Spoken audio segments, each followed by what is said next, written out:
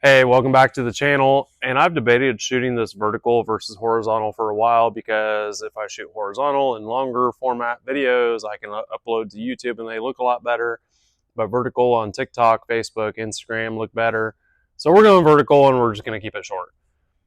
I have a lot of comments and questions from the last week or two, so I'm going to address those.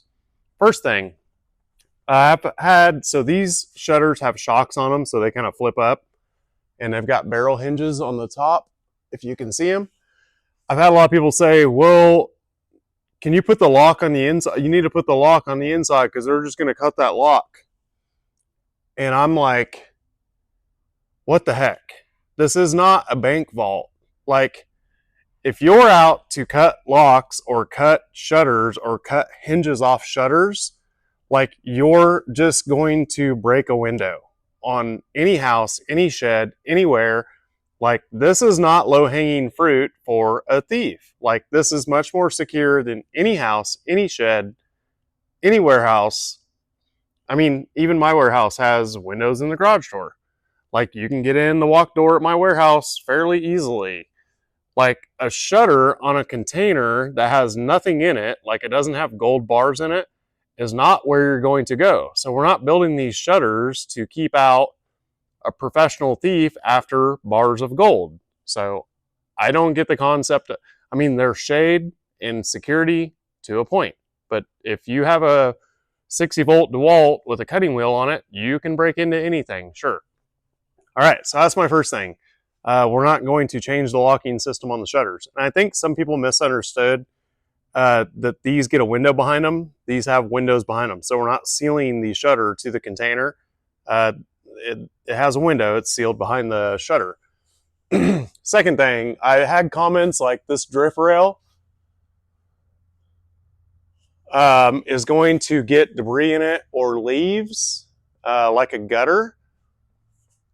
I don't see that. Like, I don't think a dry leaf is going to get stuck in that drip rail.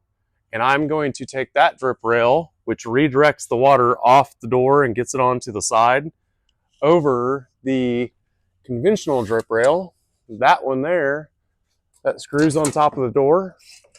That drips the water off the door, which is fine. But you still have the potential for that dripping water to come back on the door. I will take this drip rail every day of the week and it looks nicer. And you can have your fabricator put that drip rail on there and it's a lot better than trying to drill screws into everything. So that's two of the big things. And then the third thing is like, why do you frame containers? Well, because we put interior walls up and electrical and then we spray foam. The shell of the container is great and it beats the heck out of a shed. But like, if you want to put interior walls, insulation, electrical, you need to frame it. So that's why we frame containers. And why do we not frame out of metal? This one just got framed. So this is not really moving. Like, I'm pushing on it pretty hard, not really moving. If that was a metal stud, I could push right here and flex that stud all the way over here. So it's not strong. And I wanted a metal stud frame these for a while, but I just figured out it does not work. When you spray foam these with metal studs, the metal studs just get blown all around. And then if you're using brads or screws for your OSB or shiplap, metal studs are super thin. They don't accept brads or screws very well. So the wood is much better. There's no fire concern. So the wood is just a much better way to do it. If the metal was better, we would use metal. So we just do them the best way that we think is possible. On framing, the stud wall here, we put a vertical, let's call it a whaler, because everyone was telling me to call it a whaler. So we put that up there, and then we run our ceiling joists one at a time. So this is a one-man gig. As you scale up, you could build all these frames outside per blueprint and then have one guy bring them all in. but we're still doing a lot of custom stuff and it all changes, so we're not at that level. But when we put this vertical on top of the stud wall, we can bring each ceiling stud in one at a time. I had someone mention that we could run our stud walls all the way to the ceiling and then toenail these joists into that stud wall. I don't know. I just don't want to toenail stuff or run brackets. Like, I think we have a pretty good system, so we're just going to stick with that. It is what it is. I have a lot of questions about door installs. So we have one going in over here. People that want to install their own walk doors. And this will be kind of the last thing for the day. So we just put these window frames in. We stitch weld those. Why do we not weld, do a full weld all the way around? Well, it takes a lot of time, warps the corrugation. You can say it doesn't warp the corrugation, that's fine. You just don't need to. Like, this stitch welded frame is 10 times stronger than any house window anywhere. And at some point, it's just strong enough. I mean, like, I like the appearance of the sealant on the outside better than a full weld. And if you ever have to cut this window out, it's not as much of a pain in the butt. So that's how we've chosen to do it. Door install. So you can see we've already got our drip rail welded on the door. That door is going to go in here and we'll stitch weld it. This is how precise you need to have your cutout for the door. It's about a 1/16 of an inch tolerance that we deal with. And then we do grind the corrugation all the way down to the bottom. That allows the threshold to seat a little bit better. Serial numbers on containers. I don't remove them because I like everything to look OEM. Like, I wouldn't buy a Buick Grand National and then remove the badges and put some fake like chrome door trim strips on it. Like, I like everything to look OEM. But if you buy a container office from us and you don't want the stickers, we will take them off for you. Or you can use a heat gun or just let it set in the sun and they will peel right off. The other thing is caulk. I said caulk for C-A-U-L-K. Guy said it's caulk with an L.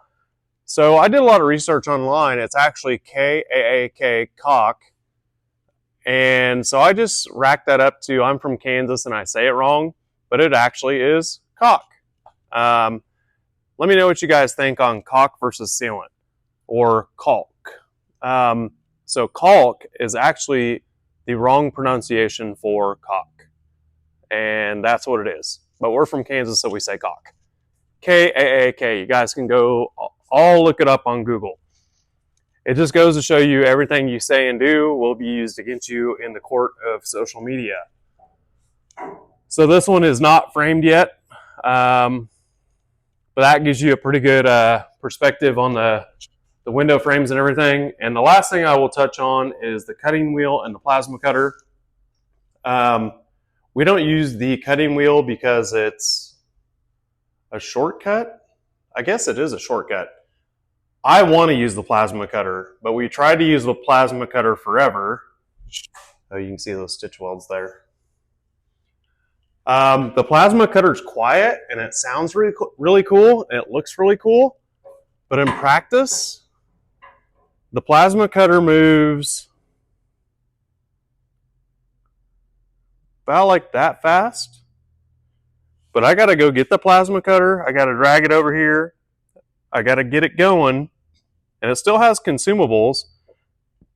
But on these horizontals, I've got to have a guide for that plasma cutter. Or I can go grab that DeWalt with the 60-volt cutting wheel, and I shot a video on it. We cut this window out in 3.5 minutes. I can walk up here with the cutting wheel with the line on the container and just cut it.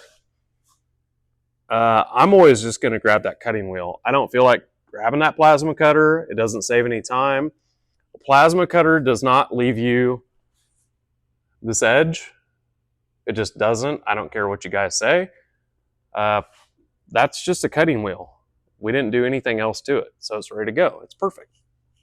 So I'm never going to go find the plasma cutter and bring it over here and mess with that. You know, you can put guides on here, tack weld guides, magnet guides, all that stuff. By the time you go get your guides, my cutting wheel is already like over here. I'm almost done. And by the time you move your guide again, I'm done. The window's done. And so the plasma is never going to be the way to go. So that's where we're at on that. So if you guys have any questions or comments, let me know. I just want to address a lot of the most common questions and concerns we've had in the past month or two. And I hope you guys had a great Christmas and a Happy New Year.